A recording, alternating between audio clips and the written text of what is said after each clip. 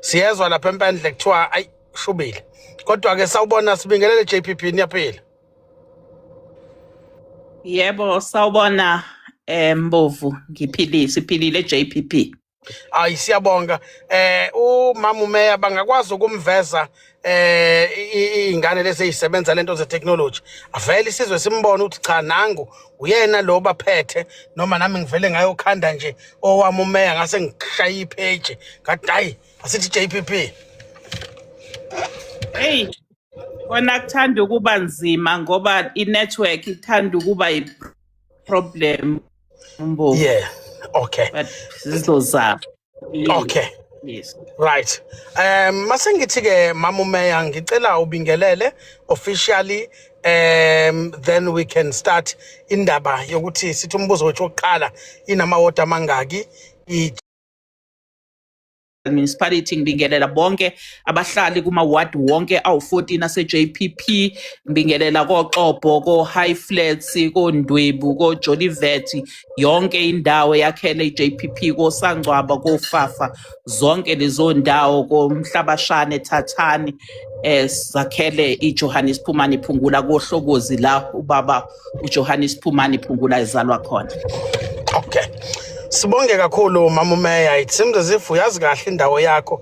First question would be umasipala wakho kuma ward awu14 idingo zabantu imigwaqo ugesi engicabanga ukuthi kuthinta wena kulama ward awu14 mangaki alekhayo kumi kanjani into ze service delivery? Ngiyafuna nje ukusho ukuthi Mbovu nje obusho nje ukuthi umasipala wami ngiwazi kahle ngoba ngazalelwa khona ngizalwa ka Ward 7 eJolivet ngakhulela khona ngafunda khona so ngiwazi wonke njengobunjalo kodwa ke futhi ngiyafuna ukusho ukuthi sile administration ya 2021 to 2026 ayi siwenzile umsebenzi nakuba ibacklog ikhona yomsebenzi kodwa imigaqo esesiyenzile miningi kakhulu ayikho iwadi engeke iwitness ukuthi imigwaqo into eyiadvantage kuthina eyokuthi sine plant yethu ngaphakathi sinama truck ama-tipper truck sino grader bethu sino TLB sinama loader sinama roller sinama water tanker ngoba sifuna ukuthi ama access road sizenzele. Khumbula ke Mbovu ukuthi sumasipala okendaweni enemvula kakhulu ingakho ungase ubheke i-background yethu ku-IDP yethu izokutshena ukuthi sumasipala ocebe kakhulu kwizinto ze-agriculture. Ngiyafuna ukusho ukuthi solokhane singenile nje ngo-2021 sakhile imigwaqo angikwazi kwakuyibala ke imigwaqo kodwa ngiyafuna ukusho ukuthi enye inhloso yethu bekuwukuthi sifisa uku-attract ama-investors edolobheni ingakho ey'ndaweni ezifana neXhobo ngaphakathi ko-Fairview ko-Morningside sithi sifuna imigaqo yakhona sifake itiyela siqedile-ke manje ingakho sesizodlulela emawadini asemakhaya kodwa futhi somunye womasipala esithe sifuna ukwenza ihistory yokuthi sibe ne-sports field esine-turf ewadini elisemakhaya sakhe i-sports field eziningi kakhulu ko-Ward 3 oNonkonkwana sports field oMlay sports field eWard 14 koNdwebu oXolani Vezi sports field ka-Ward 8 oBayempini sports field ka-Ward 9 ko-Morningside sayi-revamp ayayinhle kade senzele i-cabinet visit kule ngoMarch nje ebinkulu ebilapha eMorningside njengamanje sakhe esinye isports field eWebstown. Ngiyafuna ukusho ukuthi ugesi ayikho Mbovu iwadi engenawo ugesi ngaphandle kokuthi ibe nama infield kulama wadi awu14 esinawo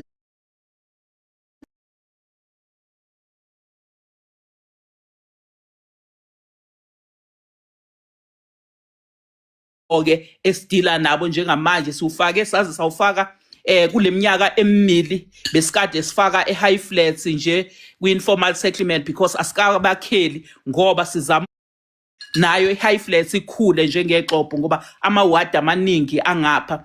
So ke size sawini award ngo-2022 eyayithi ugesi sufake endaweni yakaStofel nakaBhaki from iprovince is-awada ukuthi leya ndawo ngendlela e-deep rural ngayo sumasipala okwazile kodwa ukuthi uhambe uzuyofika kulaba bantu ngoba kwabona babezitshela ngeke size sikwazi ukufaka ugesi kodwa sufakile mongase uyazi leyo ndawo yakoBhaki yakoStofel ungabona Mbovu ukuthi hayi silo masipala sikwenzile njengamanje sinama project esisebenza no human settlement ezindlu esiwasebenzayo kohlokozi komfulo omubi gudla ucingo ko ward 8 emadungeni le kobovini ethuba lethu esiwenzayo ngiyafuna futhi ukusho Mbovu ukuthi i-highlight yethu eyokuthi sifake ama-high mass light emawadini awu-20 ama-high mass awu-20 emawadini ethu ahlukahlukene lama-high mass light umsebenzi wethu ukuthi sizama ukuthi sinciphise ubugebengu ngoba uyabona emakhaya ekhalo kuthiwa abantu abadala mengabe beholile bangenelwa izigebengu thina-ke sithe asiyiphendule ngokuthi sifake ama-light ngoba ubugebengu ngeke benzeke la ama-light ekhona ngoba lo hulumeni okhona wathi asibuyise izinto esizibona emadolobheni sizilethe emakhaya Mbovu. That's very nice. Bakwethu ngizocela simhloniphe uMameya uyena okwamanje oyimeya yaseJohannesburg. Ngiyazi abanye benu banolwazi olungcono mhlambe even kunana naye. Of which it is not wrong. Sizolithola ithuba lokuthi nifake imibuzo. Ungabuza umbuzo nge-dignified manner. Madoda masuzothi unolwazi ongenalo masekuthiwa niyajahana ngeke ujabule.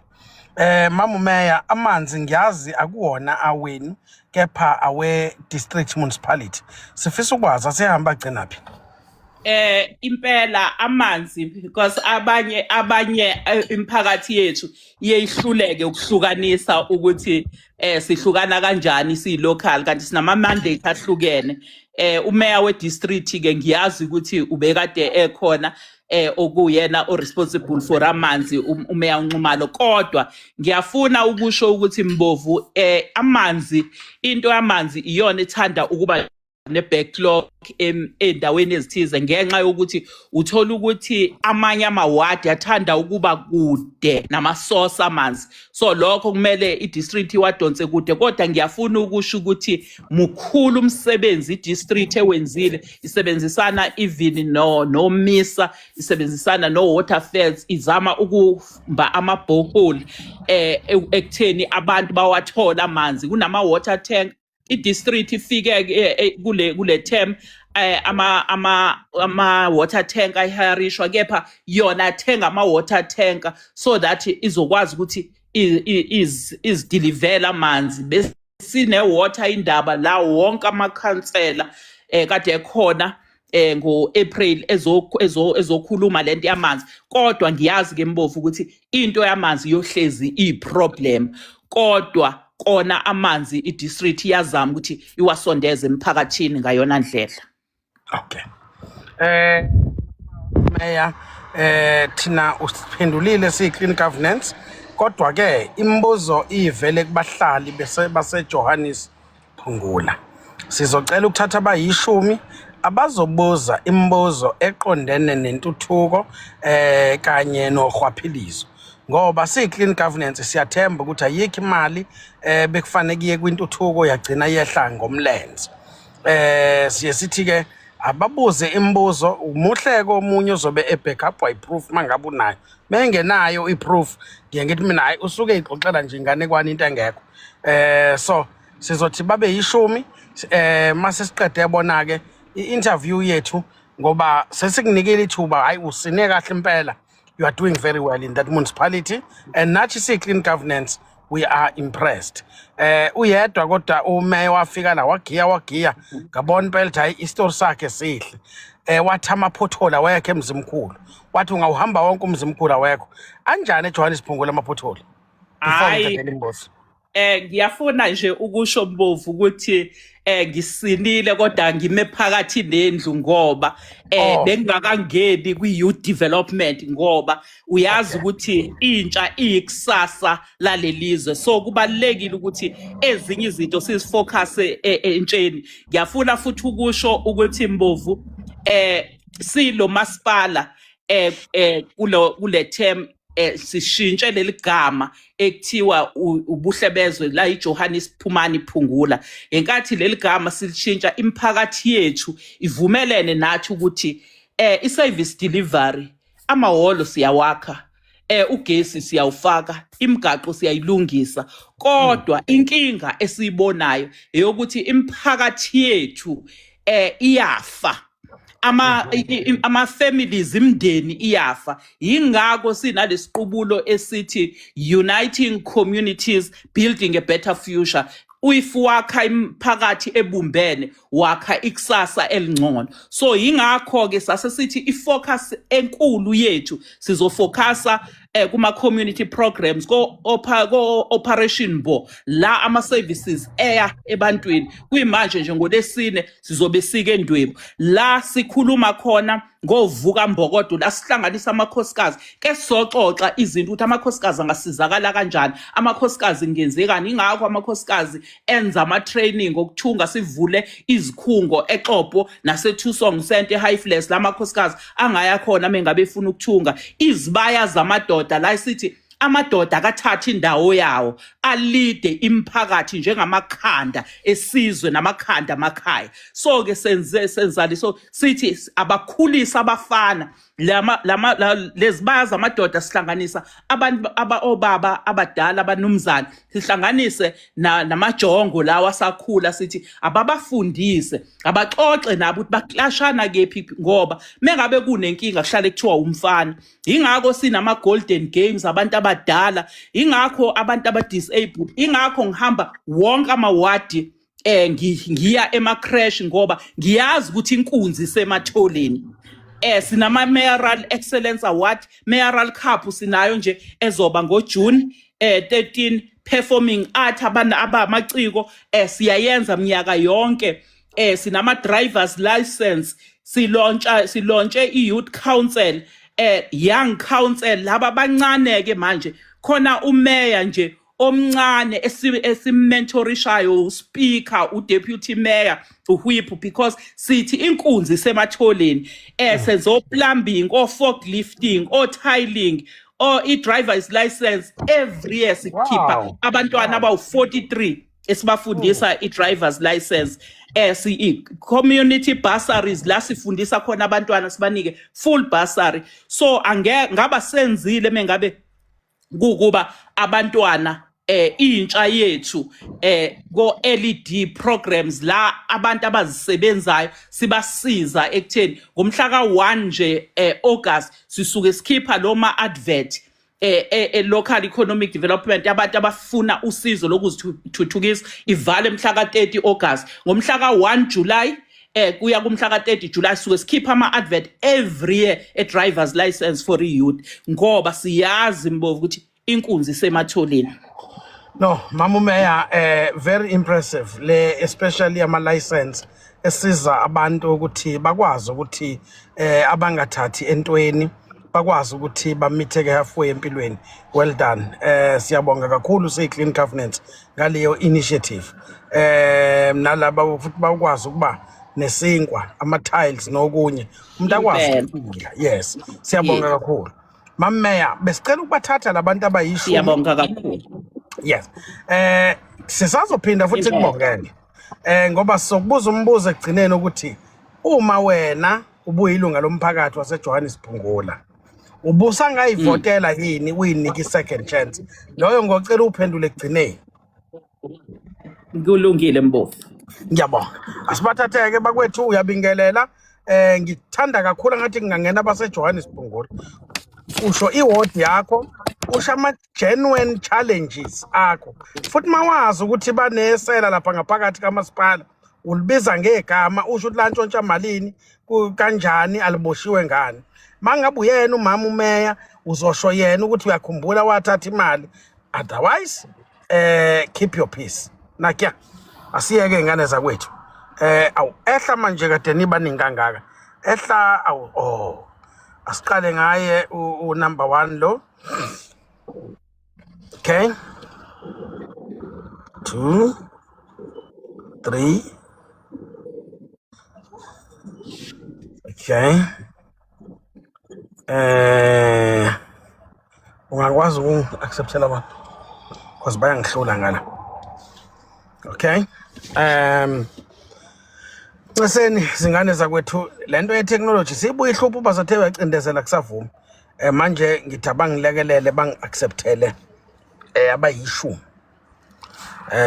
Sibabone la base Johannes Johannes past 4 noma uphumani Johannes Phumani Phungula local municipality baba past 4 yeah uba past 4 lesikhuluma ngayo. Okay. yeah Isasihlupha nathi network ayivumi ukubamukela labantu. Kusho ukuthi usebenzisa umuntu omubi mama umeya.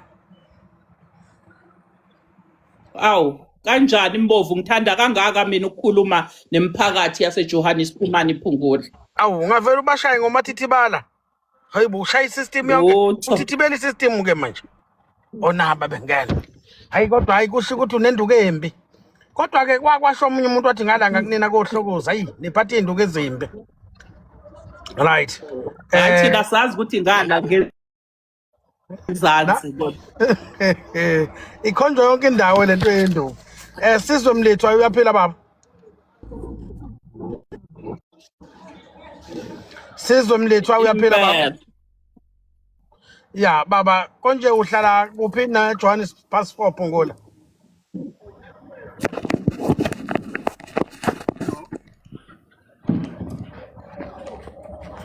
Uhlala kuphi na Johannes past 4 Phungula? Utheni umbuzo wakho? Hello. Yeah, baba yebo baba. Uhlala kuphi na Johannes past 4? Sizwe mlethwa. Yebo ninjani? Siyaphila baba. Uhlala kuphi na Johannes past 4? Iwadi yakho nombuzo wakho. No ngihlala kwa Ward 10 kwaThathami. Right baba. Okay. No mina kwaba akukuninganga babusomahashe ngithi angangithole kumama siyasizibone bandla inhlela abazizama bewubuhle bewu-Johannes past 4 bethuthukisa abantu abasha kuyinto eyenzakalayo sibabonayo even emawadini bephuma beyokwenzelwa ama-license. Yeah. So nginalento ke ngikhathazayo ke eyodwa ukuthi nini banazo yini inhlelo zokuthuthukisa ngoba phela akugcini ngokungasebenzi kwabantu abasha bakhona abantu asebekhulile abasebenzi abanama responsibility futhi yemndeni ukuthi ufuna bayiphilise. So ngibe nginombono ukuthi ngicela ifocus yabo ingabheki kakhulu abantu abasha kuphela. Nabambone ngane ezinhlanu akasebenzi. Yiphi mhlawumbe indlela abangayenza ukuthi mhlawumbe ngelinye ilanga akwazi ukuthola code 14 athole okuyitoho ukuthi bona bamlekelelile yes. Asike sikhuluma ukuthi nje mhlambe bamthathile ubaba mhlambe yethe mdala njalo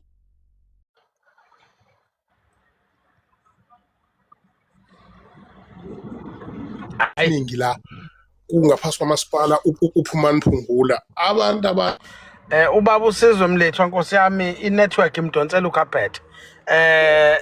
So bona njenganomasipala ikuphi abangakwenza ukulekelela abantu Umbuzo kababa it's very simple ukuthi mameya ngaphandle kweyouth niyabonakala niyayisiza siyabonga kodwa ke nangu baba unengane ezinhlanu nenza kuphi ukumlekelela. That's the first question. Sabza niyaphila Sabza? Siyaphila Mbongo, siyaphila Nyoniyazi. Manje mhlambe ukuthi ke ngiphume eceleni ngokwabahlali bangapha komzi emkhulu nani kodwa ke ngizothi Ngiyayizwa kakhulu i-clarification kaMama uMeya uma ngabe ichaza ngokwentuthuko esiyenzekile emawadini wonke akhele umasipala i-JP Phungula, and kuzwakala kuwumsebenzi omuhle kakhulu. Yeah. Ebengizothi mhlambe-ke njengomuntu omusha uma ithinteka kwinkulumo yakho ngizizwa ngichazeka, ngithi-ke mhlambe ake ngi-check-e Mbomvu ukuthi ngoba zingaba khona izinto ey'fana njengokuthi osisi nodadewethu benziswa ama-driver's license, kube khona ama-skills athize abawagenayo ngaphansi komkhandlu, izinto ey'fana njengemisebenzi yezandla kanjalo kanjalo. Mhlambe e-ofisini lakho umeya ngaphakathi mhlambe kule nto bayibize ngokuthi izinto ey'fana njengo-youth development, lithini iphesenti mhlambe likhona ngaphakathi elicacisa ngokuthi kuzona zonke iy'nhlaka esuke zikhona ey'thinta abantu abasha, kodwa kunenamba esingaka esigcina seyithola imisebenzi ngokuphelele kuwona umasipala ngaphakathi, lekho abakubiza ngokuthi permanent employment. Kungagcini njengokuthi umuntu uzonikwa usizo lokuthi usekwazi ukufaka ama-tiles, anikezwe i-driver's license bese kuthiwa emva kwalokho akahamba ayozibonela ngaphandle. Luthini ungenelelo lwabo uma ngabe lawo bantu sebenikeziwe lawo ma-skill ukuthi-ke mhlambe is there any certain percent ekhona where umasipala uzongenelela uyi-absorbe ngaphakathi kuwona after usuba kade uba-trainele for leyo mkhakha leyo? Ngiyabonga Mbongi. Ungakabaleki nje Sabza, umuntu ofaka ama-tiles angawafaka phi iqhawe lamaqhawe kamasipala. Sengenzela ukuthi nje nawe sikhona ezophendula into esizoyizwa. Bona bamsizile dakathola ama-skills kamasipala afakwa nansi company ethola ithenda izela nabantu bazofaka ama-tiles. Mhlambe ke naka maintenance ngiyacabanga. Kodwa mabe train 600 uthi wena mhlambe bathathe ipercent elingaki kulabantu abawu 600. Ngoba kufanele mhlambe sazi ama-core function kamasipala. Uyayibona into engishoyo? Yeah. Akugcini lapho Mbongi mhlambe ngokufocusa kuma-tiles, ake sikhulume ngento umeya ishilo yokwenza nama-driver's license. Kunama-truck athutha amanzi, kunama-truck athutha izinto ey'hlukahlukene, kuney'moto ey'khona ezisiza umphakathi ngokwahlukahlukana kwemkhakha ekhona kamasipala. I'm defeated. Ushayile qhawe. Mama umbuzo wesibili, niyasitraina nakuze sinamaphepha, nami ke ngathi cha ngoba ngifuna ingcaciso singathi bonke abantu bama-tiles into bafit up. Kuthiwa cha khona abantu 10 namaloli niwathengile nogeleja nani bangaka abantu kulabantu enibatrainayo eniphinda niba-absorbe bakwazi nabo ukungena kule gravel train kahulumeni la kufa khona abantu ukuthi makuthiwa baphume bengafuni ukuphuma. That's a second question. Angithi ubusho njalo Sabza. Impela. Njalo impela Mbongi. Siyabonga. So third question. Ngiyabingelela uSoso uMayo usanelo kaMthembu khona la eQobo eFairview around the morning side. Ngibingelele bonke abantu abakhona abalalele, ngibingelele nawe baba uMbovu, siyabonga ngomsebenzi owenzayo. Ngiyabonga. Uma Meya kodwa ukambingeleli. Awuyithandi Meya yakho nabangani? No, asifaka lutho baba uMbovu.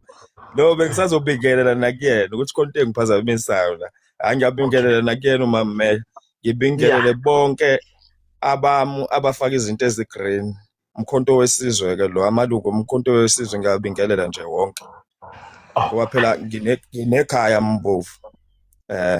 Ngisacela ke Mama Meya ngizongena nje ngenhlonipho. Ngisacela mhlambe ngikubuza lemibuzo ke ninginike isikhathi ngiyibuze nje yonke ngoba nimningi yona. Manje akaphenduli. Usho imibuzo yakho uyisho uyothi mase ephendula imibuzo ayiphendule yonke. So kunika nje wena qobela imibuzo ngisho ngakuthiwa iyi5. Umbuzo oqala uthi, owesibili uthi, owesithathu uthi, owesine uthi, owesihlanu uthi. Mase uhehlela phansi uthethela abanye. Angikasivuli dialogue. Yeah. Alright. Oqala nje ngifuna ukubuza la eShaya Moya, uyazi kuMama Meya kukhona ama-flat ngamseno 10 years akhiwa lawo ma-flat lapha esekuze kwangena imbuzi asekugcele nembuzi phakathi kuona ukuthi uthini ngalawo ma-flat. Bese osibili umbuzo ula ethenini cela ukubuza ngezindlu okuwukuthi nakhona zathenjiswa kudala ukuthi sizokwakhiwa la ngaseCliff Flower esikoleni kwangazuthi ke ziyaqala ke manje kwakhiwa nemigwaqo kufakwa nezipapuli nakhona sekuze kwavuleka imigodi babombovu imigwaqo lesivele seyiqaliwe seyimbiyo seyigcwele imisele nakhona izipapulu sezabaleka sekugcwele nje sekuyihlathi mengasho nje babombovu silesitshelo ukuthi enele zozindlu zizofika manje ngoNovember zizofika kudlulisa iminyaka kuthiwa unyaka uzayo owesibili lo owesithathu bese ngize groundini eMorningside iground yaseMorningside mengizwa anginayo isho wathi walakhiwa ngo10 million iground yaseMorningside nakhona kwayikhona into ethene kuzoba khona ama-stands awekho wakhiwa nje ama-stands lawa akhonkolo yayizwa lonto ama-stands ama-grandstands lawo ensimbi awekho iground naphansi linotshani utshani engazuthi belikhiwa le emadlelweni ngikhuluma ngento engiyaziyo ngoba vele ngumdlali webhola ngiyalazi lela ground so iground lela akhuluma ngayo uMamela ngifuna ukubuza mhlambe ngicela ukuthi a-account kulelo ground ukuthi le ground lakhiwa ngo10 million yini sibone namaphepha sibone yonke into yayizwa lonto bese okunye babombovu engicela ukukubuza kuMamela ukuthi why beqambukela kwezinto ezingafuni ipolitiki mekuthiwa bona bayaqasha njengomasipala baqasha ikhampani yama-security bayangenelela bafaka amakhansela ukuthi amakhansela awahamba oqasha abantu be-ANC bayeke abantu bezinye inhlangano mengisho abanye ezinye inhlangano ngisho umkhonto kuphela nabeze inkatha EFF bonke labo bantu bathi cha bangaqashwa qashwa abantu be-ANC uyazi ke yena ngoba sasihambisa nemashi kamasipala ayizwa lonto wafika naye ilephi asihlale nje bese shiya ukuthi senimashile wena Soso ngoba phela ubugebengu lo ukhansela abani oxhambukelile watshela abantu akangaqashi abantu bomphakathi akaqashe ubani nobani abawu-ANC vele uhlale nje endabeni ukuthi hayi uMame makuyena uyishilo wathi uMamungubo uMame Mamungubo ngomhla ka23 February nanihlela umhlangano wena nokontraka oye-appointiwe wecompany ethize ukontraka wasitshela thina ukuthi nithe ningaqashi abantu abangewona u-ANC yayibona into engisho ngiyakuzwa bambovu lawo ma-proof akanjalo bambovu sasinawo ngicabanga ukuthi abakhona labalalele mhlawumbe kade bekhona kulamakhampani ama-security sasinawo wonke lawo ma-proof ukuthi angikwazi bayazi abanye abafowethu engahamba ngewaqoqa khona bese ngiyakunika ngisho ukuthi nawo WhatsApp amakhansela ikhansela ethile lisho ukuthi akulethwa abantu abathile abaqhamuka kuyinhlangano ethile yezwa lonto ngoba naye wazi wafika naye silapha sikhuluma nekhampani yama-security sambuza ukuthi ungenaphi mameya sikhuluma nekhampani yama-security ngoba phela okwakho wena ukuthi uqashe ikhampani mase uyiqashe ikhampani iziqashela ngokwayo abantu wena ungenaphi ngoba phela wena uyi-politician kamasipala awungeni kwizinto izinto zama-security i-security aliqasha awungeni wena lapho ezwa lo okay yathi ikhampani uyena uMamela lo esinayo namhlanje oqhambukela no lapho ke uyena owazifikela ngoba phela sambuza thina wayekhona yathi ikhampani no yena kahlangene yabo ngoba ikhampani mesiyitshela ukuthi cha la uhlelo lokuthi ikhethwe labantu alihambanga kahle yasi ikhampani seyithi no cha ifuna ukuthi ilungise lento wasekhama kuMamela wazongena phakathi kwethu ehamba nama-bodyguard nawo umbuzo engizokubuza wona ukugcina ibhasi igingqike lapha ngaseshow iqeda abantu nangu Prim usefike eqathatha lapho ungenaphi uPrim kuyi-first citizen of the province kushuthi naye uza njenge-first citizen of the particular municipality makukhona okwenzekayo akusho ukuthi fanele simthande makukuhle asimthande noma kukubi wena nje kodwa hamba uthatha leya proof kodwa somdonsela ukaphethe vele usesayilo 5 months angabe sawuqeda but asimshaye ngeproof angathi simthethile siyi-clean governance wazohlaselwa ngento engena proof makuyena isela lapha isikhohlakala mfowethu uyizwa ngami you've got my backing sizomjaha ibhadi kodwa mangabe uzothola ikhampani ye-security eyaqashwa e-XYZ mangeyena ithi ukhansela unqumalo mangabe ukhona ukhansela unqumalo khansela unqumalo wabatsendela nansi message ethi abaqasha ubani nobani so dila nayo mfowethu kodwa kungawubuza umbuzo ubuze nolandelayo Alright. Ngicela ukubuza Usuqedile? nala ekuthenini ngibuza ukuthi uma meya no angiqedanga. Okay. Uma Ngiyacela meya uthole bayazi ukuthi abantu angithi la kule ndawo mbuzo lezi wokugcina lo. Sidedele nabanye. Ukhululeke futhi wena ngikufuna ku DM eceleni. alright. Khona sizobajaha nje kahle ungitshela nansi imibuzo engabuzekanga. Sisazoba thumelela futhi sifune impendulo sibuye size la. Singaba accountants madala side. Sibuye la eshashalazini sisonke. Ngoba kekho umuntu ekufanele enze inkohlakalo. Kodwa into Alright, engena proof akuyazoba. ibe ingozi isishaye sobabili. Ngiyabonga. Usuqedile? Yeah. Into engiyibuza engicela ukuthi hayi angiqedanga babofu. Ngicela nje mbili bese ngiyavala. Okay. Into engicela ukuyibuza ukuthi uma meya la sinama informal settlement. Abantu bayafa inyokanyoka. Yabo. Ngicela ukubuza ukuthi yini ebavimbayo ukuthi bafakele labo bantu ugesi. Bese okunye ngicela ukukubuza ukuthi njengoba iyouth ingaka ingasebenzi la eJPP uyayazi inamba yabantu abangasebenzi nanokuthi eziphi inhlelo abazenza kwamasipala to generate imali ngaphakathi bona ezokwazi ukuthi ibuye izosiza umphakathi. Yabo. Yena ukhuluma ngeyouth le youth akhuluma ngayo ukuthi bahambisa isport nje kuphela. Sikhuluma thina nge-unemployment benzani ngabantu abasha abangasebenzi eyiphi into abayenzayo njengomasipala. Ngicela ukuma lapho bazongena nabanye. Ngiyabonga. Siyabonga. Right. M2. Mntu.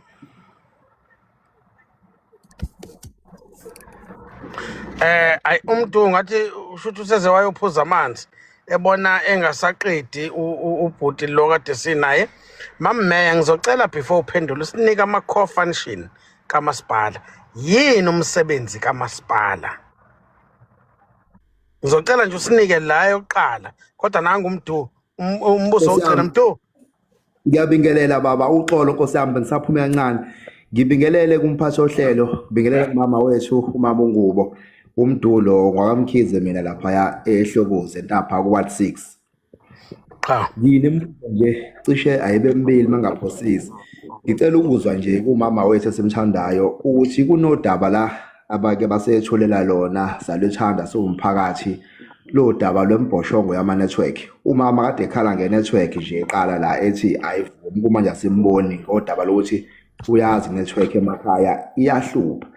Kanti kunodaba lengaluzwa ngathi bekuthenjisiwe unyaka ophelele ukuthi uphela kube kuqaliwe ukufakwa kwembhoshongo emakhaya.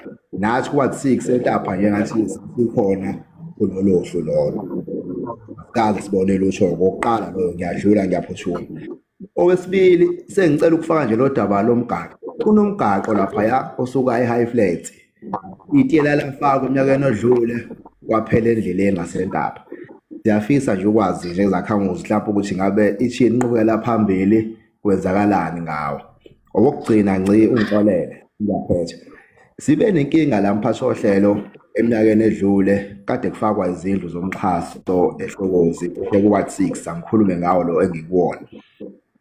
Kube khona uhlelo lokuthi okokuqala kuzokhethwa labantu laba ekubonakalayo ukuthi bahlwempu kakhulu. Nangempela kwenzeka lokho. Kodwa ngokombono wami into engiyibonile mphathi ohlelo ngekathi kukhethwa labantu engathi bahlwempu. Sibone abantu bephuma emakubo bake bakhelwa emxhaso ngaphandle. Amantombazana amaningi nje thola ukuthi umuntu usenomntwana ekhaya kodwa uthole senomxhaso ngaphandle akaganile akanjani kodwa usekhishwa lomxhaso usebeka iqhiba nje ngaphandle ukuze kuthiwe isizwe esisha akhela. Kwasala imizi emidala kade ikhona endaweni engakhelwe imxhaso. Kwakhelwa abantu nje abaphuma amaqhugwana ngoba kuthiwa kube khona isizwe ukuze kwakhiwe bakhelwa.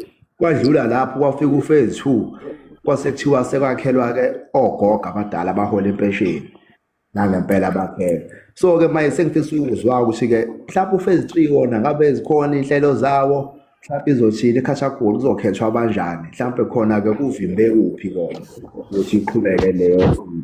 Ngiyabonga nje kakhulu ngiseHlokoze entapha Ward 6 umdulo ngiyabonga. Sibonge Qhawela Maqhawe. Mammeya mawusuphendula core functions of the municipality first.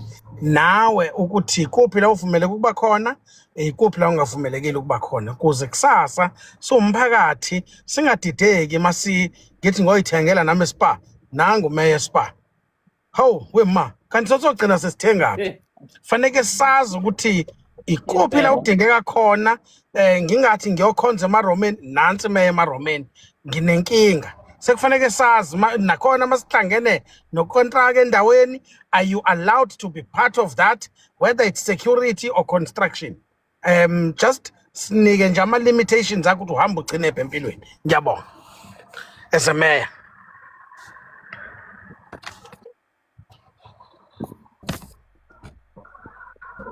usungaphendula mameya imibuzo yonke but uqale nje usindlalele Oh no Mbovu mhlambe angiqale ekutheni simukele imibuzo nama comment phakathi engenile bese ngingena la ekutheni umeya uyini umeya uyikhansela Mbovu njengawo wonke amakhansela and then bese kuthi mekungapha phakathi umeya bese ekhethwa ukuthi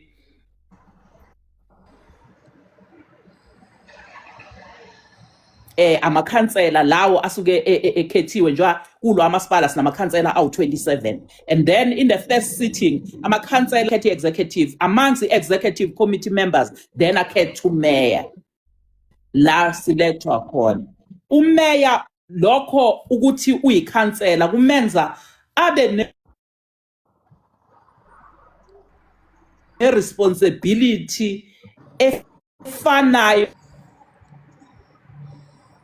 na each and every councillor irresponsibility efana nokuthi Mbovu ama community meeting umeya uyakwazi nje kunento ekuthiwa i-mayoralism bizo ilama community esuke ngwabiza khona sizohlangana noma akumapha amawadi kodwa kumele lezi mbizo zingingabi bias fanele wonke amawadi ingakho ngichucha wonke amawadi mengabe senza i-mayoralism bizo nginelungelo lokuya ku-war room nginelungelo do oversight emsebenzini owenzeka kamasipala whether it's a project bekune project ezokwakha umgwaqo for an example mengabe ikhampani ithi ashiwe umasipala bese ungayikhulumi into yokuthi kufanele le company ze shop ebaqashayo ibasize noma ngabe ingakho kulento ye security ikhampani kwakwe yamseMaritzburg sahlala phansi ekutheni ikhampani usuqashiwe usutholile umsebenza ezakhiweni zamasipala siphakathi eXhobo ingakho sifisa irecruitment yakho siyenze ibe ngcono ukuthi mhlawumbe ubeke ibhokisi la faka khona bala eXhobo bangaze bagibele baye eMaritzburg because abanayo imali yokugibela baye eMaritzburg bayofuna umsebenzi ibhokisi libe la lo so omunye umsebenzi wethu ukuthi sibe ebantwini ngoba Mbovu uma uyikhansela usukuthathwe ebantwini wenza izinto ezijwayelekile zabantu so kuma co-function Mbovu njade sisho street kodwa futhi si local because la i-district ayina amawadi akithina senza sure ukuthi siyabona ukuthi ama project even enziwa i-district siphathe neparcel yawo ekutheni sibe yiso nathi because azonika imiphakathi yethu noma ngabe i-project yenziwa i-national mengabe i-national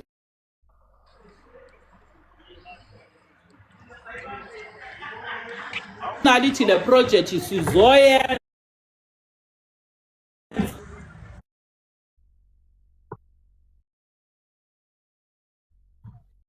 njengoba izindlu nje abanye kade bekhuluma ngezindlu izindlu zakhiwa i-Department of Human Settlement yokushadiswa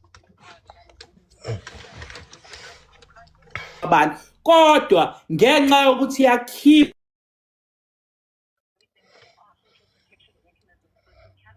eJohannes Phumani Phungula kubalekile ukuthi sibone izindlu zihamba kahle ama-category ahamba kahle abantu basekuhlaleni baqashiwe osomabhizinisi bayawathola amathuba otherwise mengabe bengamakhansela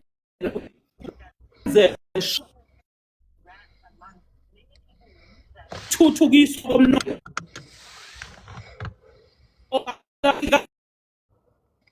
abezobela kodwa abantu umnotho uzosala so ke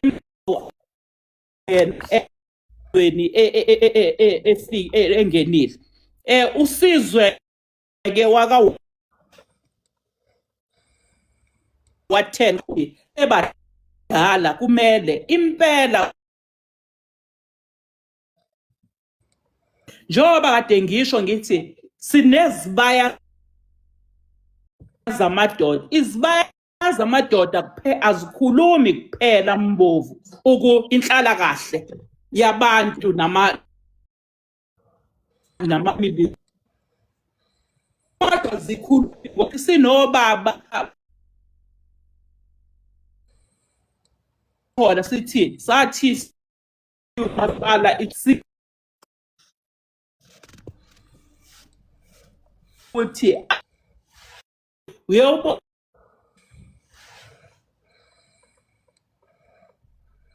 onibo elithinda so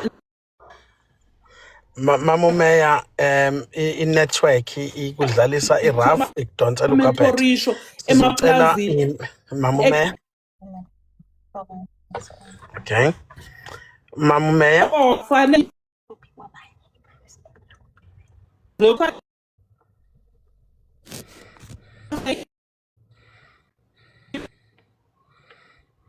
yabantu so ezinye esizixoxayo esizamayo na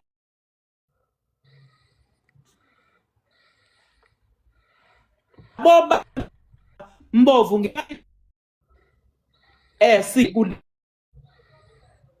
kule council sakhetha lento ethiwa level omelithi Mbovu i-network Mama Meya ya Mama Meya i-network yakhe ikudonsela ukhaphethe siyakuzwa kodwa thina Mbovu ngapha okay ngizocela ukuthi nisiphi i-recording yempendulo zilandelane zonke sizokwazi ukuthi sifakele umphakathi waseJohannes Phungula but I think ukuthi manje usivumela the second step we will then invite individuals nisipheni niholo nilithandayo sivele mhlambe sibe nembezo yakho lapho abantu labo yosikhethela bona ngoba iyasiphazamisa kakhulu network noma moyoba nendawo right ye network siphinde senze a second engagement ngoba kufanele umsebenzi omuhlo wenzile uthelwe ngothuli bakwethu engakaqedi uMameya ngoba siphazanyiswa i-network sekuyisikhathi sokukhankasa so ukukhankasa kusho kodwa ukuthi thela ngothuli umsebenzi omuhle owenziwe qala uvume okuyikona but okungenziwe sikusho okungenziwe ngoba mawusuthi akwenzeke lutho ngempela kuye kungidide ngoba uyubabone nogereja kusho wenti bengibabona ogereja kunomgaqade bewakhe kuzofanele kuMameya le amafletha seshaya moya asitshelda kamasipala akabani umnikazi mhlawumbe ungubani nje wethu uyazakhela waxakeka kwaphela imali yakhe endleleni so we'll need answers on all those things usitshele Mameya nemgwaqo mangabe weprovince ubani ostakile province noma umasipala so we know ukuthi where the problem lies lembuzo nje oyibuziwe sithole impendulo siyojabula kakhulu siyiclean governance sikwazi ukuthi mangabe inetwork yakuvumela futhi usendaweni right siyocela ukuthi siyiqedele even la on TikTok ngoba yona platform esisebenzayo kodwa siyabonga ukuthi usihloniphe uhloniphe nomphakathi wase Johannes Phungula ukwazi ukuzo accounta kuwona. It means a lot to us and we are saying thank you. Kukhombisa ukuba brave. Basibalekela abanye omeya. Sikusho singasabi lokho. Bloke bathi bayeza sekuphele angazi inyanga engaki babaleka sebeze babafushane. Siyabonga kakhulu mama Ngubo. Siyabonga kakhulu mama Meya wase Johannes Phungula. Thank you for coming forward. Uzuzo account kubantu bakho nasezweni lilonke.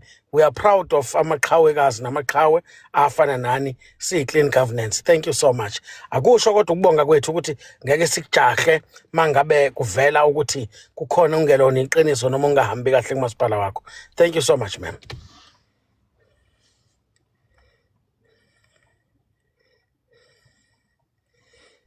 Ayi network yamphazamisa kakhulu mama. Siyabonga ingane zakwethu nilale nomusa Siyabonga kakhulu Ngovu.